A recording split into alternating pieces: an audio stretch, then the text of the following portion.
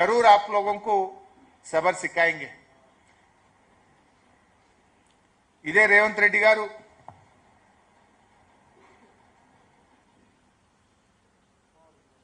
గతంలో రామరెడ్డి వెంకటరెడ్డి గారు పాలేరులో చనిపోయారు. అప్పుడు తుమ్మల నాగేశ్వరరావు గారు బీఆర్ఎస్ అభ్యర్థిగా పోటీలో ఉన్నారు. ఆనాడు రేవంత్ రెడ్డి గారు పాలేరుకు వచ్చి ఒక మహిళ రామరెడ్డి వెంకటరెడ్డి గారి సతీమణి సుచరితారెడ్డి గారు పోటీ చేస్తుంటే బీఆర్ఎస్ పార్టీ 4-5 మంత్రులు వచ్చి పనిచేస్తున్నారు, ఇంతమంది మంత్రులు అవసరమా అని మాట్లాడిండు. ఇది రండ రాజకీయమో అని మాట్లాడిండు. మరి నువ్వు చేసేది ఏందా రేవంత్ రెడ్డి? స్వర్గీయులు గోపీనాథ్ గారు చనిపోతే వారి సతీమణి ఎన్నికల్లో నిలబడితే మొత్తం 14 మంది మంత్రులను పెట్టినావు కదా. నువ్వు 7 రోజులు మోకాళ్ళ మీద పాదయాత్రలు చేస్తున్నావు కదా, గల్లీ గల్లీ తిరుగుతున్నావు కదా, పోలీసులను విచ్చలవిడిగా వాడుతున్నావు కదా. మరి నీ రాజకీయం ఏంది అని నేను అడుగుతా ఉన్నా. ఆనాడు మాట్లాడితే ఒకటి, ఈరోజు ఒక తీరా. ఇలా పిల్లల మీద, ఆడపిల్లలు గోపి గారి పిల్లల మీద కూడా కేసులు పెడతావా? పాపం కాలేజీ పిల్లలు తల్లిగారి వెంట ప్రచారానికి వెళ్తే ఆ పిల్లల మీద కూడా కేసు పెడతావు. గోపి గారి సతీమణి గారి మీద లేనిపోని అభాండాలు వేసే ప్రయత్నం చేస్తావు. ఇంత చిల్లర రాజకీయం అవసరమా? ఇంత దివాలాకోరు దిగజారుడు రాజకీయం అవసరమా నీకు? ఇలా ప్రజలు దీన్ని ఆలోచించాలని చెప్పి కూడా కోరుతా ఉన్నా. రేవంత్ రెడ్డి గారు ఈరోజు 6 గ్యారెంటీల గురించి మాట్లాడతలేడు. నిన్న ఒక మంత్రి మాట్లాడుతూ తులం బంగారం ఉత్తదే అని చెప్పేసిండు. ఇక తులం బంగారం ఇచ్చేటట్లేమో ధర బాగా పెరిగింది అంటుండు.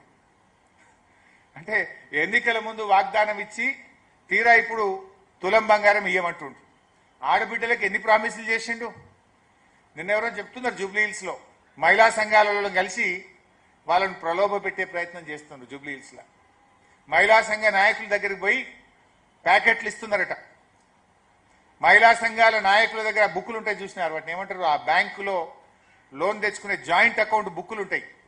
ఒరిజినల్ బుక్కులన్నీ ఇప్పుడు వాళ్ళ దగ్గర లేవు, మీరు ఎక్కడైనా చెక్ చేయండి. మొత్తం కాంగ్రెస్ పార్టీ వాళ్ళు తీసుకున్నారు, ఒరిజినల్ బుక్కులు తీసుకున్నారు, ప్యాకెట్లు ఇచ్చింది. ఏమని బ్లాక్మెయిల్ చేస్తున్నారు? ప్యాకెట్ ఇచ్చినా మీరు ఓటు వేయాలి, మీరు గెలిస్తేనే మీ బుక్ వాపసు వస్తుంది, లేకపోతే రాదంటారు. నేను అక్క చెల్లెళ్ళకు ఒక విజ్ఞప్తి చేస్తా ఉన్నా.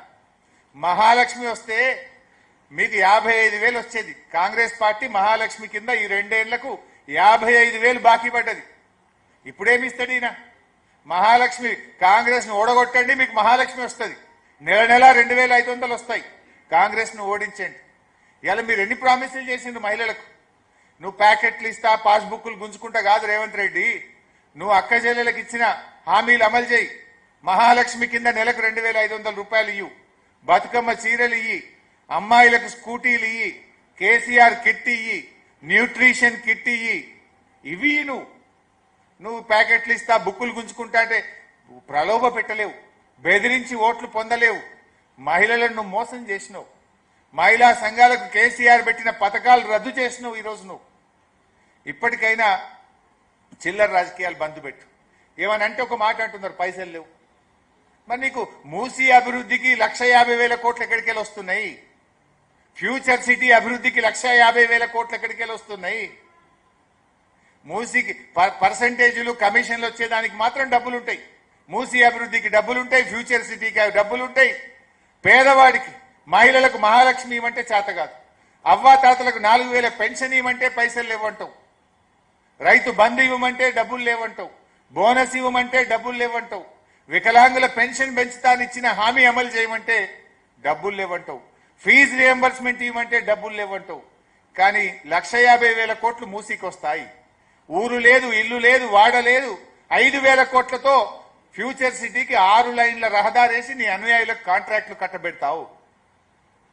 What is your priority? BRS నేను చెప్తలేను. బీజేపీ ఎంపీ రఘునందన్ రావు గారు పార్లమెంట్ లో క్వశ్చన్ అడిగితే పార్లమెంట్ లోనే కేంద్ర ప్రభుత్వమే సమాధానం చెప్పింది.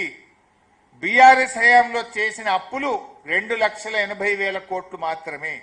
2,80,000 కోట్లు మాత్రమే. అరే మేము 2,80,000 కోట్లు చేస్తే మిషన్ భగీరథ చేసినాం, మిషన్ కాకతీయ చేసినాం, ప్రాజెక్టులు కట్టినాం, కాళేశ్వరం కట్టినాం, చెరువులు కట్టినాం, ఈ రాష్ట్రాన్ని అభివృద్ధి చేసినాం.